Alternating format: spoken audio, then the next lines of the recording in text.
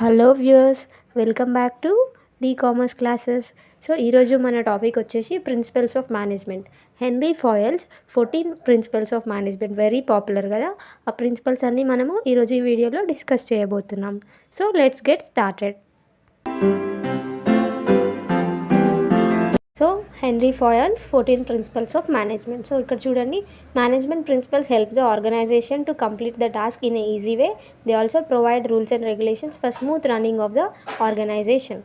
So management principles ఏం చేసాయనంటే మనం మన వర్క్ని ఈజీగా వేస్టేజ్ లేకుండా ఈజీ వేలో కంప్లీట్ చేసుకోవడానికి హెల్ప్ చేస్తాయి మేనేజ్మెంట్ ప్రిన్సిపల్స్.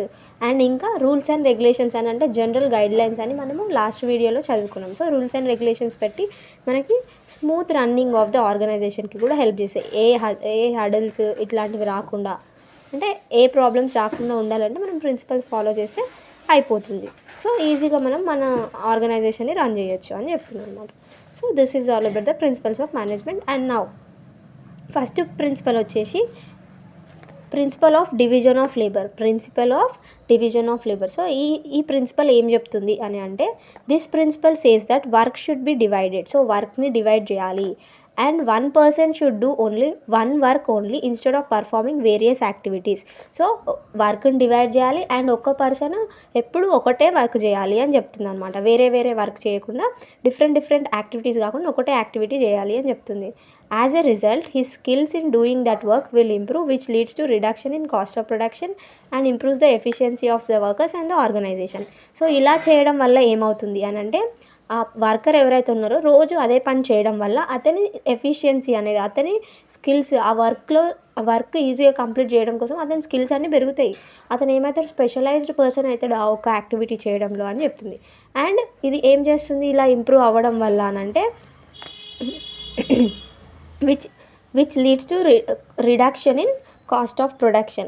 సో మనకి ఇలా ఎఫిషియెంట్ స్కిల్ పెరిగిన కొద్దీ వేస్టేజెస్ అనేవి తక్కువ అవుతాయి. సో వాళ్ళు ఎక్కువ మెటీరియల్ వేస్ట్ చేయకుండా ప్రొడ్యూస్ చేయడం స్టార్ట్ చేశారనమాట. సో ఈ విధంగా మనము కాస్ట్ ఆఫ్ ప్రొడక్షన్ అనేది తక్కువ అవుతుంది. అండ్ ఎఫిషియెంట్గా అని అంటే కరెక్ట్గా వర్క్ కంప్లీట్ అవుతుంది and with in time work complete అవుతుంది. అండ్ ఆర్గనైజేషన్ యొక్క ఎఫిషియన్సీ, వర్కర్స్ యొక్క ఎఫిషియన్సీ కూడా పెరుగుతుంది అని చెప్తుంది అనమాట. సో ఈ ప్రిన్సిపల్ ఏం చెప్తుంది అని అంటే, principle of division of labour ఏం చెప్తుంది అని అంటే, వర్క్ని డివైడ్ చేసి ఒక్కటే వర్క్ ఒక పర్సన్కి ఇవ్వాలి. అంటే రోజు అతను అదే పని చేసేలాగా చూసుకోవాలి. అప్పుడు అతని స్కిల్స్ పెరుగుతాయి, అప్పుడు కాస్ట్ ఆఫ్ ప్రొడక్షన్ తగ్గుతుంది, అప్పుడు మనకి ప్రాఫిట్స్ అనేవి పెరుగుతాయి, ఆర్గనైజేషన్ యొక్క ఎఫిషియన్సీ, వర్కర్స్ యొక్క ఎఫిషియన్సీ కూడా పెరుగుతుంది అని ఈ ప్రిన్సిపల్ చెప్తుంది అనమాట. సో నెక్స్ట్ ప్రిన్సిపల్ వచ్చేసి principle of parity between authority and responsibility. అంటే ఏంటో ఇప్పుడు మనం చూసాం. Principle of parity between authority and responsibility. So it states that when a person is given responsibility to complete a task, he also has to be given authority so that he can get the work done through his subordinates. So మనము ఇప్పుడు ఒక పర్సన్కి ఒక responsibility ఇచ్చినాము, ఏమని అంటే నువ్వు ఈ వర్క్ చేయాలి, నువ్వు ఈ వర్క్ కంప్లీట్ చేయాలి అని మనం అతనికి ఓన్లీ రెస్పాన్సిబిలిటీ ఇచ్చినాం అనుకోండి, అప్పుడు అతను వేరే వాళ్ళ చేత చేయించాలి కదా, అతనికి అథారిటీ లేదు. సో అందుకనే మనం ఒక రెస్పాన్సిబిలిటీ, ఒక వర్క్ ఇచ్చినప్పుడు అథారిటీ అని అంటే పవర్ కూడా ఇవ్వాలి. వేరే వాళ్ళని కమాండ్ చేసి ఈ వర్క్ చేయండి, మనం ఇతనికి ఎలాగైతే చెప్పామో అతని సబార్డినేట్స్కి చెప్పేలాగా ఉండడం కోసం అతనికి పవర్ ఇవ్వాలి. So you are granted permission to get the work done through others అని చెప్పేసి పవర్స్ ఇవ్వాలన్నమాట, అంటే అథారిటీ ఇవ్వాలి. సో అథారిటీ లేకుండా అతను వాళ్ళతోని పని చేయించలేడు. వినరు ఎవ్వరు మాట, నువ్వెవరు అంటారనమాట. సో అందుకోసమని రెస్పాన్సిబిలిటీ ఇచ్చినప్పుడు అథారిటీ కూడా ఇవ్వాలి అని చెప్పి ఈ ప్రిన్సిపల్ మనకి చెప్తుంది. So it states that when a person is given responsibility to complete a task, he also should be given authority so that he can get the work done through his subordinates అని చెప్పొచ్చు అనమాట. So responsibility ఇచ్చినప్పుడు authority కూడా ఇవ్వాలి అని చెప్తుంది. And ఇంకా మనము ఒక అథారిటీ అంటే పవర్స్ ఇచ్చి ఏం వర్క్ ఇవ్వలేదనుకో అది కూడా వేస్ట్ అయిపోతుంది. అదే మనం వర్క్ ఇచ్చి అథారిటీ ఇవ్వలేదనుకో అది కూడా వేస్ట్ అయిపోతుంది. సో రెస్పాన్సిబిలిటీ ఇచ్చినప్పుడు అథారిటీ ఇవ్వాలి, అథారిటీ ఇచ్చినప్పుడు రెస్పాన్సిబిలిటీ ఇవ్వాలి అని చెప్పి ఈ ప్రిన్సిపల్ మనకి చెప్తుంది అనమాట. సో నెక్స్ట్ ప్రిన్సిపల్ వచ్చేసి principle of discipline. So first మనం డిసిప్లిన్ అంటే ఏంటో తెలుసుకుందాం. So discipline means obedience to higher authorities, అంటే వాళ్ళు చెప్పిన మాట వినడం. And respect towards higher authorities అంటే వాళ్ళకి మర్యాద ఇవ్వడం. And following rules and regulations. So కంపెనీలో పెట్టిన రూల్స్ అండ్ రెగ్యులేషన్స్ అన్నీ ఫాలో చేయాలన్నమాట. So this is discipline. And it states that discipline should be followed by all levels of management. Rules and regulations should be clear so that proper discipline is maintained. So మనకి ఏం చెప్తుంది ఈ point అని అంటే, discipline ఏంటో తెలుసుకున్నాం మనం first.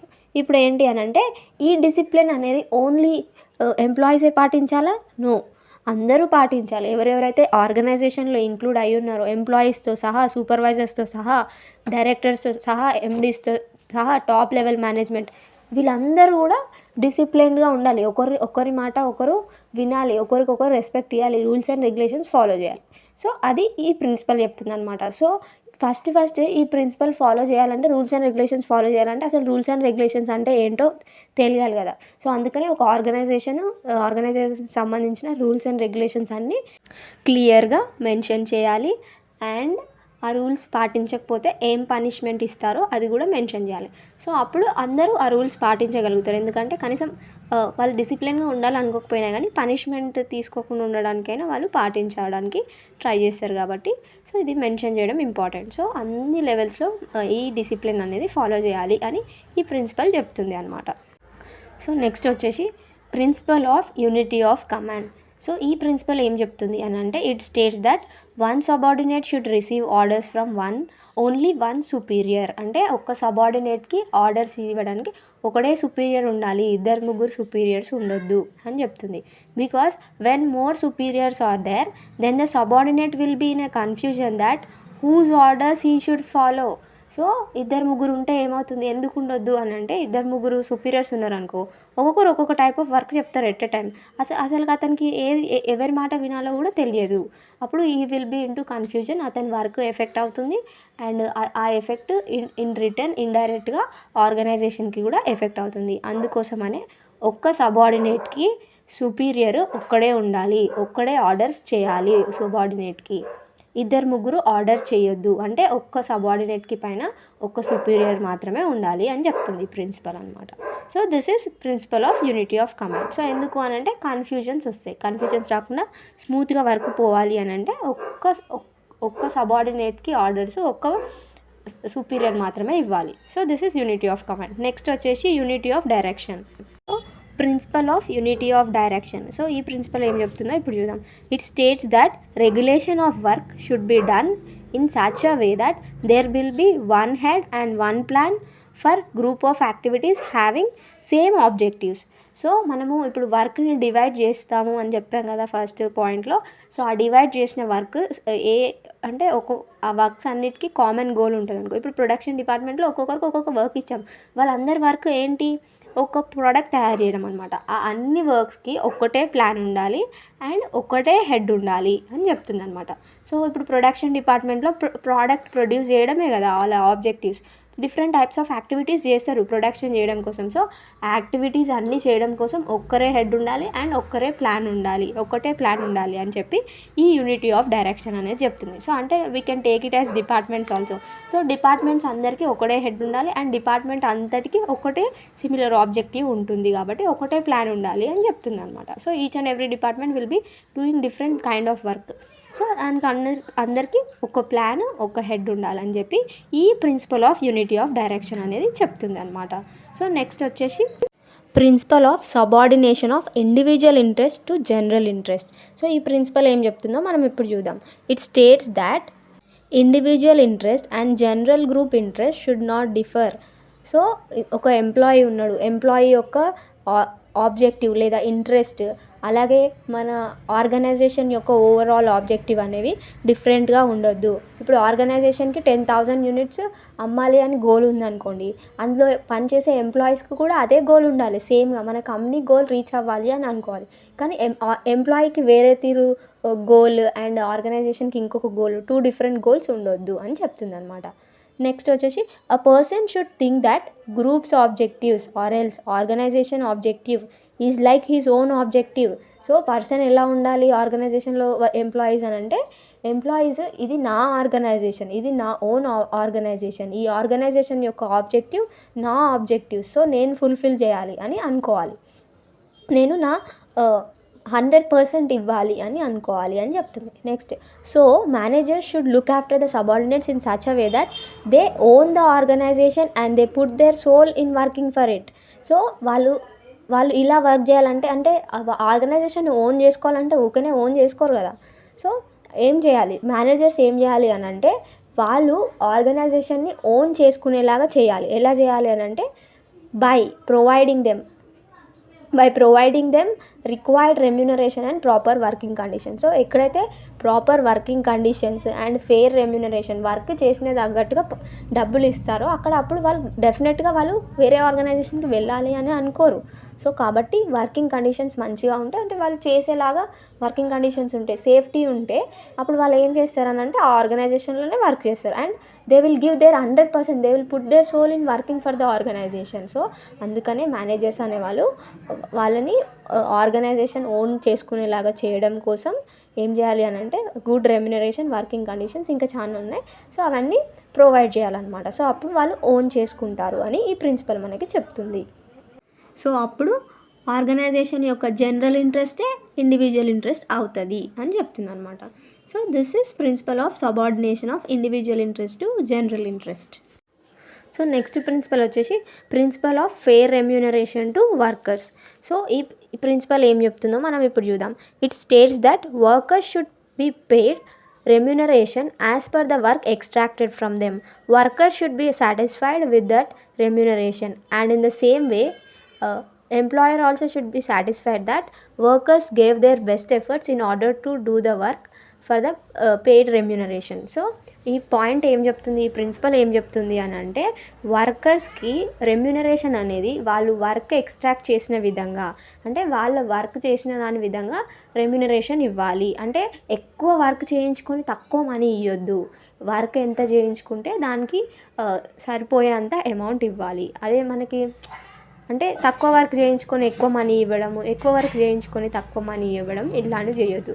So ప్రాపర్గా మనము వాళ్ళ దగ్గర నుంచి ఎక్కువ వర్క్ ఎక్స్ట్రాక్ట్ చేసుకున్నప్పుడు వాళ్ళని ఎక్స్ప్లాయిట్ చేయొద్దు, వాళ్ళకి ప్రాపర్ ఫెయిర్ రెమ్యునరేషన్ ఇవ్వాలి అని చెప్తుంది అనమాట. So this is one thing. And ఈ రెమ్యునరేషన్తో అంటే వాళ్ళు ఒకవేళ 500 ఇచ్చారనుకో, ఆ 500 వర్కర్స్కి ఏమనిపించాలని అంటే సాటిస్ఫైయింగ్ అనిపించాలన్నమాట. సో ఎందుకు అని అంటే మేము పెట్టిన ఎఫర్ట్స్కి this is okay, this amount is okay అని అనిపించాలి. అండ్ అలాగే మేనేజ్మెంట్కి కూడా వాళ్ళు మనీ పే చేస్తారు కదా, ఇప్పుడు 500 పే చేసారు అనుకో పర్ డేకి, అప్పుడు వాళ్ళు కూడా సాటిస్ఫై అవ్వాలన్నమాట. ఓకే, ఈ 500 వర్త్ వర్క్ మన వర్కర్స్ చేశారు అని వాళ్ళు కూడా సాటిస్ఫై అవ్వాలన్నమాట. So this is principle of fair remuneration to worker. So సింపుల్గా చెప్పాలనంటే వర్కర్స్ నుంచి ఎంత అయితే వర్క్ ఎక్స్ట్రాక్ట్ చేస్తావో, అంటే ఎంత హార్డ్ వర్క్ చేయిస్తే అంత అమౌంట్ ఇవ్వాలి అని చెప్తుంది అనమాట. సో వాళ్ళని ఎక్స్ప్లాయిట్ చేయొద్దు, వాళ్ళకి fair wages, fair salary, fair remuneration ఇవ్వాలి అని చెప్పి ఈ పాయింట్ చెప్తుంది. So this is fair remuneration. Next principle వచ్చేసి principle of effective centralization and decentralization. So ఈ ప్రిన్సిపల్ ఏం చెప్తుందో మనం ఇప్పుడు తెలుసుకుందాం. It states that centralization and decentralization of authority should be adopted whenever it is needed. So మనకి అవసరమైనప్పుడు మనము సెంట్రలైజేషన్, డీసెంట్రలైజేషన్ అనే కాన్సెప్ట్స్ని అడాప్ట్ చేసుకోవాలి ఆర్గనైజేషన్లో అని చెప్పి ఈ ప్రిన్సిపల్ అనేది మనకు చెప్తుంది. సో ఇప్పుడు మనం సెంట్రలైజేషన్ అంటే ఏంటి, డీసెంట్రలైజేషన్ అంటే ఏంటో తెలుసుకుందాం. So everything that increases the importance of subordinates is called decentralisation. Subordinates యొక్క ఇంపార్టెన్స్ అంటే వాళ్ళకి ఎక్కువ వర్క్, అంటే ఎక్కువ ఇనిషియేటివ్ ఇస్తే అప్పుడు మనం డీసెంట్రలైజేషన్ అంటామని చెప్తున్నాం. And everything opposite to it is centralisation. అంటే డీసెంట్రలైజేషన్కి ఆపోజిట్గా ఉన్న, అంటే ఇక్కడ ఇంపార్టెన్స్ ఆఫ్ మేనేజ్మెంట్ ఇంక్రీజ్ అవుతుంది అనమాట. సబార్డినేట్స్ కాకుండా సుపీరియర్కి ఎక్కువ ఇంపార్టెన్స్ ఉంటుంది. సో అది మనం సెంట్రలైజేషన్ అని చెప్తాం అనమాట. So under decentralization subordinates are free to implement their own ideas, whereas in centralization only higher authority will issue the plan and tell the subordinates to implement that plan only. So డీసెంట్రలైజేషన్లో ఏమవుతుంది అంటే subordinates వాళ్ళకు వచ్చిన ఐడియాస్ని implement చేసుకోవచ్చు. ఒక project చేయడం కోసం ఇప్పుడు మీరే చేసుకోండిరా, మీరే ఐడియాస్ చేయండి అని చెప్పి వాళ్ళని వదిలేయడాన్ని డీసెంట్రలైజేషన్ అని అంటాం అనమాట. సో వాళ్ళకు కూడా ఛాన్స్ ఇవ్వడం, అంటే వాళ్ళ ఐడియాస్ని ఇంప్లిమెంట్ చేయడానికి, వాళ్ళు క్రియేటివ్గా ఆలోచించడానికి, ఇనిషియేటివ్ తీసుకోవడానికి ఒక ఛాన్స్ ఇవ్వడాన్ని డీసెంట్రలైజేషన్ అంటాం. అదే సెంట్రలైజేషన్లో ఏమవుతుంది అంటే ఓన్లీ హయ్యర్ అథారిటీస్ ఒక ప్లాన్ ప్రిపేర్ చేస్తారు అండ్ సబార్డినేట్స్కి ఆ ప్లాన్ ప్రకారంగా మీరు ఇంప్లిమెంట్ చేయండి వర్క్ని అని చెప్తారు అనమాట. So that is centralization. So డీసెంట్రలైజేషన్లో ఏంటి, వర్కర్స్కి వాళ్ళ ఐడియాస్ ప్రకారంగా వర్క్ చేయమని చెప్తారు. అదే సెంట్రలైజేషన్లో వాళ్ళు ఇచ్చిన ప్లాన్ ప్రకారంగా, అంటే మేనేజ్మెంట్ ఒక ప్లాన్ ఇస్తుంది, దాని ప్రకారంగానే వర్క్ చేయాలి. ఇక్కడ ఇనిషియేటివ్ తీసుకోవడానికి ఉండదు. So this is centralisation and decentralization. So అవసరం ప్రకారంగా మనం సెంట్రలైజేషన్ డీసెంట్రలైజేషన్ యూస్ చేసుకోవాలని చెప్పి ఈ పాయింట్ చెప్తుంది మనకి, ఈ ప్రిన్సిపల్ చెప్తుంది అనమాట. So this is principle of effective centralization and decentralization. And next principle వచ్చేసి principle of scalar chain. So ఇది ఏం చెప్తుందో మనం ఇప్పుడు చూద్దాం. So it is the chain representing higher authority to lower level employees. It helps in communication. Everything is passed through this chain only. It start with F and F will pass to E and it continues and finally it reach A and flow from A to L, L to M, M to N, N to O, O to P and P to F again. So ఇది ఏం చెప్తుంది అని అంటే, scalar chain అనేది ఏం represent చేస్తుంది, communication channel. So higher authority నుంచి lower authorities వరకు రిప్రజెంట్ చేస్తుంది ఒక చైన్ని. సో ఇది communication, it helps in communication. So communication చైన్ని ఎస్టాబ్లిష్ చేస్తుంది. సో ఎవరికి ఇన్ఫర్మేషన్ ఇస్తారు, ఎవరికి ఇన్ఫర్మేషన్ ఇస్తారు. సో ఈ కమ్యూనికేషన్ చైన్ అనేది, ఈ స్కేలార్ చైన్ అనేది రిప్రజెంట్ చేస్తుంది అని చెప్తున్నారు అనమాట. సో లోవర్ లెవెల్లో ఎంప్లాయీస్ ఉన్నారు, హయ్యర్ లెవెల్లో హయ్యర్ అథారిటీస్ ఉన్నారు అనమాట. సో ఇక్కడ ఏం జరుగుతుంది అని అంటే, ఇక్కడ చూడండి ఎఫ్, ఇక్కడ మనం స్కేలార్ చైన్ ఉంది కదా, సో అది అబ్జర్వ్ చేయండి సైడ్కి. సో ఫస్ట్ ఇన్ఫర్మేషన్ ఎఫ్ ఉన్నాడు కదా, సో ఎఫ్ ఒక ఇన్ఫర్మేషన్ని ఏకి ఇవ్వాలి అని అంటే ఎలా ఇస్తారు, ఈ స్కేలార్ చైన్ త్రూయే పంపించాలన్నమాట. సో ఎఫ్ పోయి అతను హయ్యర్ అథారిటీ ఎవరు, ఈకి చెప్తాడు. ఈ పోయి ఈకి హయ్యర్ అథారిటీ ఎవరు, డి నుంచి సికి వెళ్తుంది, సి నుంచి బికి వెళ్తుంది, బి నుంచి ఏకి వెళ్తుంది, అల్టిమేట్ పర్సన్కి వెళ్తారు. ఎవరికైతే ఇన్ఫర్మేషన్ అందియాలో వాళ్ళకి అందిస్తారు అని అంటే ఏ టాప్ లెవెల్.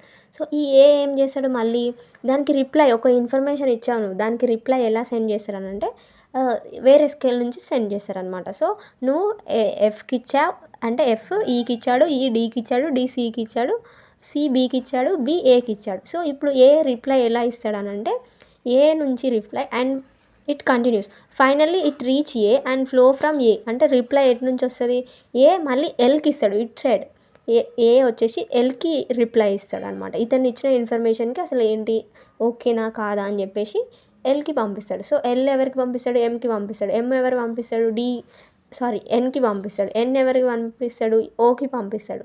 ఓ ఎవరికి పంపిస్తాడు, పీకి పంపిస్తాడు అనమాట. సో లాస్ట్ అల్టిమేట్గా మళ్ళీ రిప్లై కావాలి కదా ఎఫ్కి. సో ఈ లాస్ట్ ఎవరైతే ఉన్నారో పీ అనే పర్సన్ ఎఫ్ పర్సన్కి పంపిస్తారు. సో ఈ విధంగా రిప్లై అనేది వస్తుంది. సో ఇన్ఫర్మేషన్ సెండ్ చేయాలంటే ఈవే, మళ్ళీ రిప్లై వచ్చింది ఈ వేలో వచ్చింది. సో అలా అనమాట. So this is communication channel అని అనుకుందాం. కింద చూడండి, but to save time whenever it is urgent a gang plank is established. So gang plank అనేది ఒకటి ఉంది ఇక్కడ లైన్ గీసి కింద. సో అది మనం చూద్దాం. సో మనకి ఇప్పుడు ఒక అర్జెంట్ ఇన్ఫర్మేషన్ అందియాలి ఏకి అని అంటే, మనం డైరెక్ట్గా ఇవన్నీ ఛానల్స్ అని అంటే ఎఫ్ ఈకి ఈ డీకి ఇందాక చేసినట్టుగా చేస్తే టైం అనేది చాలా అయిపోతుంది. సో అలా కాకుండా ఉండడానికి గ్యాంగ్ ప్లాంక్ అనే ఒక కాన్సెప్ట్ని తీసుకొచ్చారనమాట. సో ఈ గ్యాంగ్ ప్లాంక్లో ఏమవుతుందో చూద్దాం మనం ఇప్పుడు. So by this F can directly communicate to P to get solution from P. So మనము ఇప్పుడు ఫర్ ఎగ్జాంపుల్ ఎఫ్ అనే అతను డైరెక్ట్గా పీని కమ్యూనికేట్ చేయొచ్చు అనమాట. సో డైరెక్ట్గా పీకి చెప్పేసేయచ్చు మనకు అసలుకి ఏం కావాలి, అసలు నా ప్రాబ్లం ఏంది అని చెప్పేసి అతని దగ్గర నుంచి సొల్యూషన్ తీసుకోవచ్చు అనమాట. So gang plank helps in avoiding delays in decision making. So ఈ విధంగా ఏమవుతుందని అంటే, డెసిషన్ మేకింగ్లో నుంచి డిలే కాకుండా తొందరగా డెసిషన్ తీసుకోవడానికి హెల్ప్ఫుల్ అవుతుందని చెప్తున్నారు అనమాట. సో మనం ఏం చెప్పొచ్చు అని అంటే, ఈ గ్యాంగ్ ప్లాంక్ అనేది ఎప్పుడైతే అవసరమో అర్జెంటుగా డెసిషన్స్ తీసుకోవాలో, డిలేస్ లేకుండా ఉండాలని అంటే, ఇదంతా మళ్ళీ నార్మల్ ప్రాసెస్ ఫాలో అవ్వాలంటే ఎప్పుడైతే అర్జెంట్ టైం లేదో అప్పుడు ఈ గ్యాంగ్ ప్లాంక్ అనేది ఎఫ్ అనేవాడు డైరెక్ట్గా పీకి ఇన్ఫర్మేషన్ పాస్ చేసి ఒకవేళ అతను సొల్యూషన్ ఇవ్వగలిగితే డైరెక్ట్గా సొల్యూషన్ తీసుకోవచ్చు అతని దగ్గర నుంచి. So this is scalar chain అనమాట. సో నెక్స్ట్ వచ్చేసి ప్రిన్సిపల్ ఆఫ్ ఆర్డర్. సో ఈ ప్రిన్సిపల్ ఏం చెప్తుందో మనం ఇప్పుడు చూద్దాం. It doesn't mean command. So order అని అంటే కమాండ్ కాదు ఇక్కడ. So it refers to proper orderly arrangement of men and material in such a way that there is a fixed phase for everything and everyone in the organization. So ఇక్కడ order అని అంటే ఏంటి అని అంటే మెన్ని మెషిన్ని అంటే ఎంప్లాయీస్ని మెషినరీస్ని ఒక ప్రాపర్ ఆర్డర్లో అరేంజ్ చేయడాన్ని మనం ఆర్డర్ అంటున్నాం ఇక్కడ. అండ్ ప్రతి ఒక్క మెషిన్కి ఒక ప్లేస్ ఉంది అండ్ ప్రతి ఒక్క పర్సన్కి అంటే ప్రతి ఒక్క ఎంప్లాయీకి ఒక ప్లేస్ ఉంది అని చెప్పడం అని అనొచ్చు. సో ఆర్డర్ అని అంటే ప్రతి ఒక్క పర్సన్కి ఒక ప్లేస్ ఉండేలాగా చూసుకోవడం అండ్ మెషిన్ దాని ప్లేస్లో అది ఉండేలాగా చూసుకోవడం అనమాట. So this is orderly arrangement of men and machine is called as order అని చెప్పొచ్చు. నెక్స్ట్, సో దీనివల్ల ఏమవుతుంది, ఆర్డర్లో ఉంచడం వల్ల ఏమవుతుంది అని అంటే by this an employee need not to worry by searching for his superior's cabin, hence time is not wasted. So ఇది ఆర్డర్లో ఉండడం వల్ల ఏమవుతుందనంటే ఎంప్లాయీస్కి ఒక ఆర్డర్ ఉంటుంది కదా. సో ఇక్కడ సుపీరియర్, ఇక్కడ సబార్డినేట్స్ అని ఒక ఆర్డర్లో పెట్టాం మెన్ని మెషిన్ని అండ్ సబార్డినేట్స్ అంటే మెన్ అని అంటే సబార్డినేట్ సూపర్వైజర్స్ అందరూ వస్తారు కదా. సో అప్పుడు ఏమవుతుందని అంటే ఎంప్లాయీస్కి వాళ్ళ సూపర్వైజర్స్కి కోసం వెతుక్కోవాల్సిన అవసరం ఉండదు. డైరెక్ట్గా అతని క్యాబిన్ ఎక్కడనో అతనికి తెలుస్తుంది అనమాట.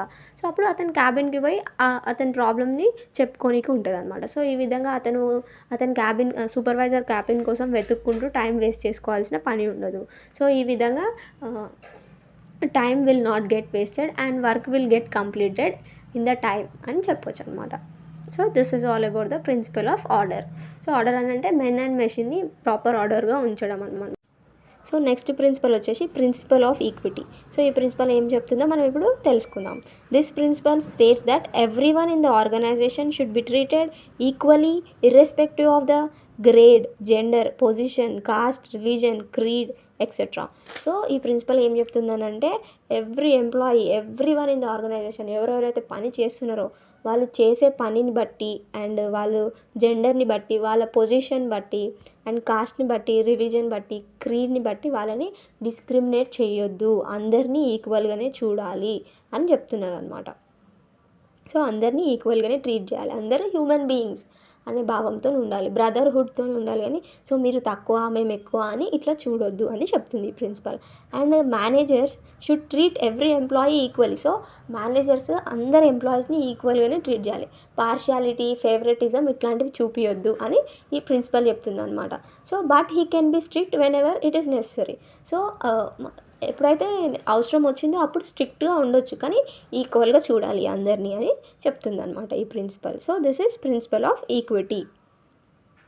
సో నెక్స్ట్ ప్రిన్సిపల్ వచ్చేసి principle of stability in the tenure of a personnel. అంటే ఎంప్లాయీస్ యొక్క జాబ్ టర్మ్లో మనకి స్టెబిలిటీ అనేది ఉండాలి, ఎప్పుడు పడితే అప్పుడు తీసేసేలాగా ఉండొద్దు జాబ్లో నుంచి అని చెప్తుంది అనమాట.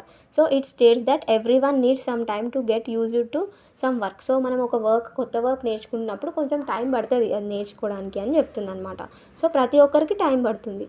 So an employee must be given enough time to get use to his work so that he can give his best. So అతనికి కావాల్సినంత టైం అంటే స్టాండర్డ్గా ఎంత టైం ఉంటుంది మనకు తెలుసు కదా, స్టాటిస్టిక్స్ త్రూ మనం తెలుసుకుంటాం ఒక పర్సన్కి ఇంత టైం కావాలి ఆన్ ద యావరేజ్ అని తెలుసుకుంటాం కదా. సో అంత టైం ఇవ్వాలి అతనికి. ఆ టైంలో అతను నేర్చుకోకముందుకే నువ్వు బాగా పని చేస్తలేవు నిన్ను తీసేస్తామని చెప్పి అనొద్దు అని ఈ ప్రిన్సిపల్ అనేది మనకు చెప్తుంది అనమాట. సో అతనికి నేర్చుకునే అంత టైం ఇవ్వాలి, అప్పుడు అతను బెస్ట్ ఇవ్వగలుగుతాడు అని చెప్పి చెప్తుంది అనమాట. సో అదే నువ్వు అతన్ని ప్రెజర్ చేసినావు అనుకో, నువ్వు మంచిగా చేస్తలేవు నిన్ను తీసేస్తాము అని చెప్పేసి. సో అప్పుడు ఏమవుతుంది అని అంటే అతను టెన్షన్, ప్రెజర్ ఫీల్ అయ్యి అతను ఏం వర్క్ చేయలేడు అని చెప్పి చెప్తుంది అనమాట. So because when job security is there a worker can put his soul in working for the organization, hence it is very essential for the growth of the organization అని చెప్పి చెప్తుంది అనమాట. సో మనం ఫర్ ఎగ్జాంపుల్ ఇప్పుడు 2 yearsకి contract తీసుకున్నాం అనుకోండి, ఆ 2 years లోపు అతన్ని తీసేయొద్దు ఎటువంటి పరిస్థితుల్లో. అంటే ఈ నేర్చుకునే ప్రాసెస్లో తీసేసినాం అనుకో అప్పుడు అతనికి ఇన్సెక్యూరిటీ ఫీలింగ్ వస్తుంది అనమాట. సో అతను బెస్ట్ ఇవ్వలేడు. సో అందుకనే ఆ టెన్యూర్ అనేది ప్రాపర్గా ఉండాలి అని చెప్తుంది అనమాట. సో అతనికి జాబ్ సెక్యూరిటీ అనేది మనం ప్రొవైడ్ చేస్తే he will own our organization అని ఇందాక చదువుకున్నాం కదా, subordination of individual interest to the general interest అని. సో అది ఇక్కడ జరుగుతుంది అనమాట. సో మనం అలా అతనికి జాబ్ సెక్యూరిటీ ఇస్తే అతను టెన్షన్గా ఫీల్ అవ్వకుండా మంచిగా తొందరగా వర్క్ నేర్చుకుంటాడు, తొందరగా కూడా వర్క్ చేస్తాడు అనమాట. So this is principle of stability in the tenure of the personnel. So next principle వచ్చేసి principle of initiative. A manager should encourage his subordinates confidence so that they show initiative to do work. So manager ఏం చేయాలి అంటే అతని subordinates యొక్క కాన్ఫిడెంట్ని, అంటే కొంతమందికి బాగా తెలివి ఉంటుంది కానీ కాన్ఫిడెన్స్ ఉండదు, కాన్ఫిడెన్స్ లెవెల్ లెస్ ఉంటాయి అనమాట. సో అట్లాంటి వాళ్ళని ఫైండ్ అవుట్ చేసి వాళ్ళ కాన్ఫిడెన్స్ లెవెల్ని పెంచాలి, ఇన్స్పైర్ చేయాలి, వాళ్ళని మోటివేట్ చేయాలి. నువ్వు చేయగలుగుతావు, నీకేం ప్రాబ్లం లేదు, నువ్వేదైనా తప్పు చేసినా వీ విల్ కన్సిడర్ ఇట్ అని చెప్పి వాళ్ళని మోటివేట్ చేయాలి, ఎంకరేజ్ చేయాలి అని చెప్పి ఈ పాయింట్ చెప్తుంది అనమాట. సో అప్పుడు ఏం చేస్తారు, వాళ్ళు ఇనిషియేటివ్ తీసుకుంటారు ముందుకు రావడానికి. సో వాళ్ళు చెప్పడానికి, అంటే వాళ్ళ థాట్స్ ఉంటాయి కదా, సో అవి కాన్ఫిడెంట్గా భయపడకుండా చెప్పడానికి ట్రై చేస్తారు అని చెప్పి ఈ పాయింట్ చెప్తుంది. So and workers will come forward with innovative ideas which are helpful in successful implementation of the determined plan. So మన ప్లాన్ ఏంటో వాళ్ళకి తెలుస్తుంది కదా, వర్కర్స్కి ఇది చేస్తున్నాం అని చెప్పేసి. సో వాళ్ళు ఇలా వాళ్ళకి ఇనిషియేటివ్ ఇవ్వడం ద్వారా, అంటే మనం మోటివేట్ చేయడం ద్వారా వాళ్ళ ఏమవుతుంది అని అంటే వాళ్ళకి కొన్ని ఐడియాస్ వస్తాయి కదా, ఇన్నోవేటివ్ ఐడియాస్. సో మన దగ్గర ఉన్న ఐడియాస్ కన్నా మేనేజర్ ఐడియా కన్నా అది బెటర్ అయి ఉండొచ్చు. సో అప్పుడు ఇనిషియేటివ్ తీసుకొని అతను ఏం చేస్తాడనంటే బయటికి రావడానికి ట్రై చేస్తారనమాట, ఇన్నోవేటివ్ ఐడియాస్ ఇస్తారనమాట. సో అప్పుడు they will speak out and give new ideas helpful for the successful implementation of the determined plan. So మనకు ఆల్రెడీ ఉన్న ప్లాన్స్ సక్సెస్ఫుల్గా ఇంప్లిమెంట్ చేయడానికి అండ్ న్యూ ప్రాజెక్ట్స్ చేసుకోవడానికి, కొత్త ఐడియాస్ని ఇంప్లిమెంట్ చేయడానికి కూడా హెల్ప్ఫుల్ అవుతుంది. So this is principle of initiative. So మనము కాన్ఫిడెన్స్ లెవెల్స్ని మన వర్కర్స్లో ఫిల్ చేయాలి అండ్ వాళ్ళని ఎంకరేజ్ చేయాలి, మోటివేట్ చేయాలి మాట్లాడడానికి. సో వాళ్ళని మాట్లాడే ఛాన్స్ ఇవ్వాలి, వాళ్ళకి కాన్ఫిడెన్స్ లెవెల్ పెంచాలి అని అంటే. సో వాళ్ళు తప్పు చెప్పినా కానీ వాళ్ళని ఎంకరేజ్ చేయాలి, డూ బెటర్ నెక్స్ట్ టైం అని చెప్పాలి. సో అప్పుడు ఇన్నోవేటివ్ ఐడియాస్ వస్తాయని చెప్పి ఈ ప్రిన్సిపల్ ఆఫ్ ఇనిషియేటివ్ అనేది చెప్తుంది. సో వాళ్ళు ఇనిషియేటివ్ తీసుకునేలాగా చేయాలి అని చెప్పి ఈ ప్రిన్సిపల్ చెప్తుంది అనమాట. So next principle and the last principle వచ్చేసి ప్రిన్సిపల్ ఆఫ్ ఈ స్పిరిట్ డి కార్ప్స్. సో ఈ స్పిరిట్ డి కార్ప్స్ అని అంటే ఏంటో మనం ఇప్పుడు డిస్కస్ చేద్దాం. So it states that a person should have loyalty and devotion to a group to which he belongs to. So ఇప్పుడు మనం ఒక గ్రూప్లో వర్క్ చేస్తున్నాము అని అనుకోండి, సో ఆ గ్రూప్కి మనకి లాయాలిటీ ఉండాలి అండ్ డివోషన్ ఉండాలి. సో అంటే ఆ గ్రూప్కి మనం సపోర్టివ్గా ఉండాలి అండ్ ఆ వర్క్లో డివోటెడ్గా ఉండాలన్నమాట. సో వర్క్లో లీనమైపోయి ఉండాలి, గ్రూప్లోనే ఉండాలి, మనం ఒక్కరమని అనుకోద్దు, గ్రూప్ స్పిరిట్ అనేది ఉండాలి అని చెప్తుంది అనమాట. So it is manager responsibility to ensure that there is harmony and cohesiveness and ఈ spirit de corps among his employees, subordinates అని చెప్తుంది అనమాట. సో ఇది అంతా మరి లాయల్గా డివోటెడ్గా ఒక గ్రూప్లో టీమ్ స్పిరిట్తో ఉండాలంటే ఎలా ఉండాలి? సో అది అంతా చూసుకోవాల్సిన బాధ్యత మేనేజర్ది అనమాట. సో ఆ గ్రూప్లో కొట్లాటలు రాకుండా, అంటే హార్మనీ, పీస్ ఉండేలాగా, కోహెసివ్నెస్ అంటే అందరు కలిపి ఒక్కడం మేము అనేలాగా ఉండేలాగా, అంటే గ్రూప్గా యునైటెడ్గా ఉండేలాగా చూసుకోవడం. అండ్ ఈ స్పిరిట్ డి కార్ప్స్ అంటే ఒకరితో ఒకరు కొట్లాడుకోకుండా అండ్ ఒకరిని ఒకరు అర్థం చేసుకొని మ్యూచువల్ అండర్స్టాండింగ్తో ఉండేలాగా చూసుకునే బాధ్యత మేనేజ్మెంట్ ఇది అని చెప్పి ఈ పాయింట్ చెప్తుంది అనమాట. సో ఇలా ఉండడం వల్ల ఏమవుతుంది అని అంటే which leads to unity and high moral which is very essential for the success of an enterprise. So ఇలా టీమ్ స్పిరిట్ ఇది ఉండడం వల్ల యూనిటీ, ఏకతాటిగా ఉండి పని చేస్తారు అండ్ హై మోరల్ ఉంటుంది, అంటే కాన్ఫిడెంట్గా ఉంటారనమాట, మేము చెయ్యగలుగుతాం అని చెప్పేసి. సో ఇది ఎందుకు అవసరం అని అంటే సక్సెస్ అనేది ఆర్గనైజేషన్కి సక్సెస్ఫుల్ కావడం కోసం హెల్ప్ఫుల్ అవుతుంది అని చెప్పొచ్చు అనమాట. సో ఈ spirit de corps is nothing but maintaining harmony and team spirit among the groups departments ఉన్నాయనుకోండి, వాళ్ళందరూ ఒక టీమ్ లాగా ఉండేలాగా, ఏ గొడవ లేకుండా ఒకరినొకరు అర్థం చేసుకుంటూ కాన్ఫిడెంట్గా ఉండేలాగా చూసుకోవడమే ఈ స్పిరిట్ డి కార్ప్స్ అని చెప్పొచ్చు అనమాట. So this is all about the principles of management. 14 principles of management we have discussed, and I hope that you are clear with the concept, and if you have liked my explanation, please like, share and subscribe. Thanks for watching.